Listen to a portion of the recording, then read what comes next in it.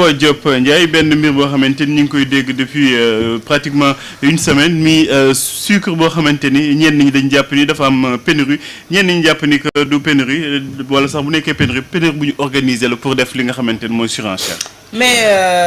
Pape le ministre du commerce daf ko démentir nee na y a pas de pénurie de sucre te Pape li nga xamante ne moo di te pénurie de sucre mënul am une semaine wala même pas 3 jours après la visite du président de la République dans cette zone-là rawatina ci compagnie sucrière bu Sénégal man jàpp ma ne li ni mel am na te man la voix officielle bi nga xamante ne moo ñu mën a renseigner ci li ni mel moom moo di ne le ministre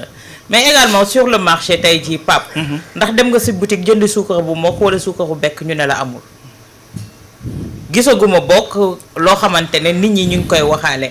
problème mu suukaru Sénégal Pape daan na fi gën a tax bi nga xamante ne tey jii liñ doon dénoncer chaque jour moo di kenn ku yore li nga xamante ne moom moo di monopole bi ba nga xam ne commerçant bu ko fi indi woon dañ la doon jàppee pour trafic de sucre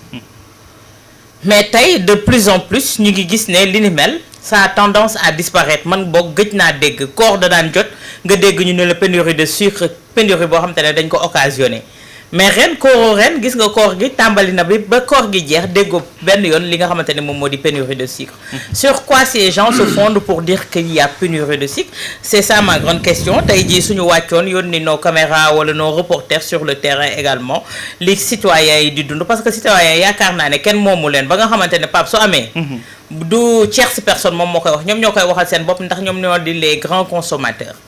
te le ministre mooy la voix autorisée moom démentir na ko ne pénurie boobu amul benn yoon te président dem à l'espace de 3 jours nga toog naan nu pénurie dafa am ci réew mi man je pense que c'est des gens de mauvaise foi également qui veulent semer tout simplement la zizanie. Abdoulaye Mbow ay nit ñu voilà am mauvaise foi du moins ak mauvaise intention ñoo nekk ci ginnaaw wala pénurie boo xamante ni dafa exister la. mais xam nga pénurie moom ministre de tutelle moom bu xasee ba génn ba wax rek jàpp naa ni c'est la voie la plus autorisée c'est la voie officielle. te itam on le sait pertinemment très souvent. am na ñoo xam ne comme ni nga ko waxee mauvaise foi dina tax selon des situations ñu créer li nga xam mooy les conditions d'une pénurie d'une quelconque denrée sucre nag daf see commencé di bari parce que itamit gars yi le plus souvent dañuy créer pénurie pour créer encore une fois les conditions d'une spéculation sur le marché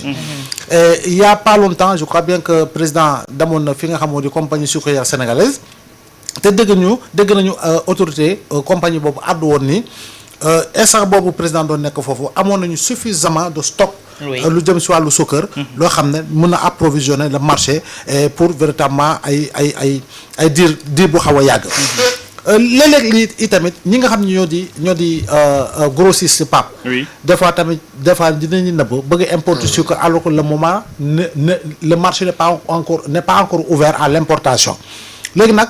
xeex pour jot ci DIPA yi mooy déclaration d'importation de produits alimentaires yi tamit yooyu yëpp dafa nekk ay combines yoo xam ne souvent gars yi dañ ciy dugg pour véritablement produit bi rare ci marché bi ba nga xam ne ñoom itam daañu mën a fexe ni effectivement CSS mënul assurer l'approvisionnement correct ba pare ñoom ñu war leen mën a jox ay DIPA yoo xam ne dañuy demaat importer suukar te loolu itamit jàpp naa ni lu ñu war a mesurer la équilibre boo xam ne war nañu ko jouer donc l'autre élément rek pour man fu ñu war a jëm dëgg mooy lu xew ci secteur téléphonie parce que tamit bu fekkee ne kële da nga koy gën a yaatal la boo amoon beneen boo xam ne tam mi ngi en face beneen bu nekkaat en face defe naa ne dafay gën di baax rek kese monopole bi voilà defe naa ne nag secteur boo gis fii war nañu dugg ci yooyu ba nga xam ne les conditions d'une concurrence dina andi qualité mais tam dina andi ay prix yoo xam ne dina yomb ci askan wi. Georges Nesta ñenn ñi quand même bu ñu demee ci boutique yi dañuy gis ni prix sucre bi yokk nañ ci aslëf waaye duñ ko teg fenn parce que amoon na circulaire bu doon fixer prix yi boutique yi moom respecté wuñu ko parce que tout simplement pénurie bu amee rek moom wax nañ ko léegi spéculation moo ciy topp. non spéculation la effectivement démb ci guddi. Jokkoo naa si par WhatsApp avec le ministre du commerce qui est actuellement en Chine avec le premier ministre. Et puis il a confirmé effectivement qu'il n'y a pas de pénurie. Il y a au moins 35 000 tonnes qui sont disponibles. 35 000 tonnes. 35 000 tonnes donc bu mu mën a couvrir d'ici mën a couvrir les besoins fii ba fin juillet. Donc tout le reste nag n'est que pour moom ce n'est que de la spéculation effectivement. Dans des trucs de denrées comme ça am na ko doon wax léegi le président de la République était dans la zone. ba rassurer les produits les commerçants qui travaillent directement avec la compagnie sucrière et tout ça.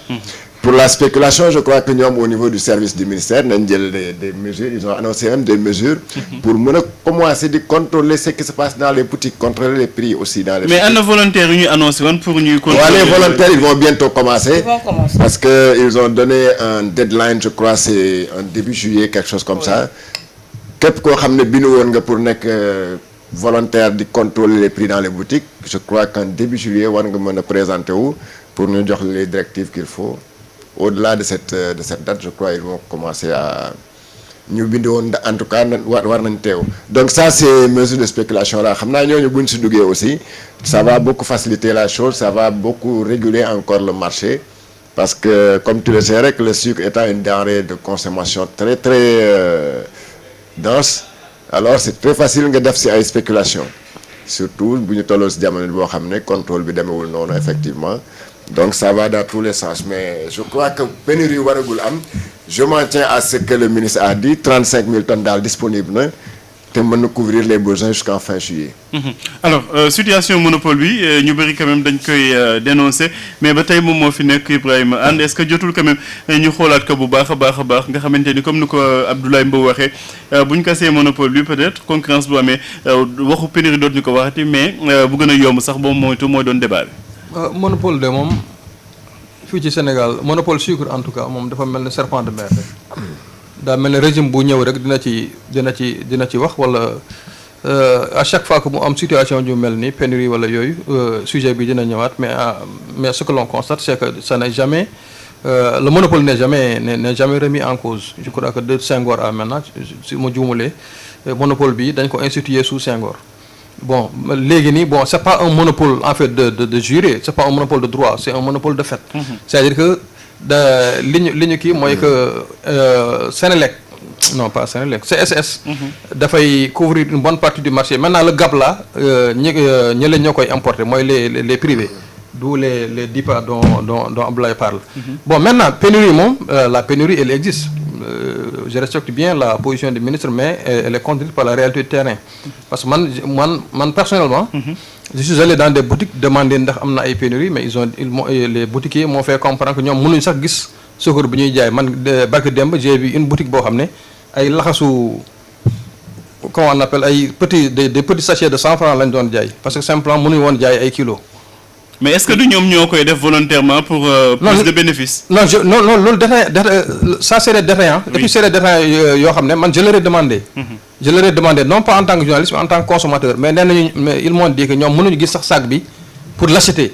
parce que lu néew li ñu am ils veulent que vraiment que seen comment dire seen clients yi mën cee jot même bu dee ay sachet wu 100 francs sax plutôt que de def ko 2-3 kilos après jox ko kenn mu yóbbu ko. Donc puis xam nga le sucre aussi c'est un produit d'appel. Donc maanaam mooy produit boo xam ne boo jaayee 100 francs nit ki mën na ñëw jënd 100 francs mais mu gisaale fa leneen loo xam ne da koy yittewoo. Donc pénurie bi moom am na. Maintenant la question à se poser c'est est-ce que la pénurie là elle est artificielle wala est-ce qu'elle est conjoncturelle wala c'est une conjoncture ni ñu koy waxee elle est structurelle. Maanaam est-ce que situation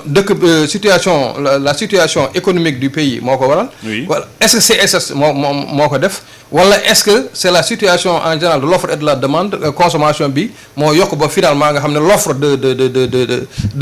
du produit moo nekk inférieur par rapport à li nga xam ne moom la population bi soxla ndax loolu la. Donc je crois que la réflexion doit se situer à ce niveau mais pénurie moom je peux dire qu'effectivement j'ai constaté une pénurie te loolu nekkul rek loo xam ne dama ko constaté de visu de mes propres yeux mais en plus de ça j'ai discuté avec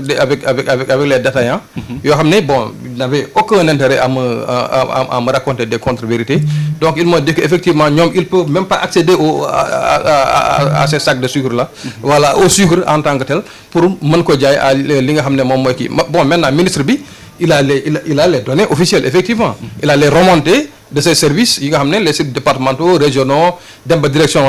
du commerce intérieur ñëw ba ci moom donc moom li mu kii mooy ce qui est officiel mais ce qui est vraiment ce qui est vraiment factuel te mu nekk le du terrain mooy que y a effectivement pénurie et j'en vois même qui sont aujourd'hui abonnés au sucrière pas de pub gratuite nag c'est pas de la pub gratuite pour un produit mais ñoo xam ne ñoom tey jii sans être atteint d'une quelconque maladie ils ont choisi par exemple parce que comme boobu bu ñu demee supermarché mën nañ ko gis donc boobu actuellement moom la ñu utiliser ba keroog ñuy gis li nga xam ne moom mooy suukar. ah mais bu ñu demee ci hypermarché yooyu de bu ci mel ni Auchan fu ñu gisee sucrière dañ fa gisaale aussi sucre beneen bi de ñu ngi fa de. C'est possible, mais en tout cas, bon, peut-être que ils ont opté de prendre ce produit-là. D'accord. Bon, pour pallier l'absence de sucre. D'accord. En tout cas, di ñaan rek mu bañ a doon pénurie mu doon rek juste spéculation ñu mel ni Pa Makhtar jéem a def ay njuuj njaaj ak yooyu pour yokk seen bénéfice bu nekkee loolu aussi ñi xaar état bi mu jël ay responsabilités mi wane fermeté bu ñu doon wax dem ci wàllum làmb ji rek ñu étendre ko ci yeneen domaines yi ba ñenn ñu verre yi li nga xamante ne dañ koy yàgg di def ñu arrêté.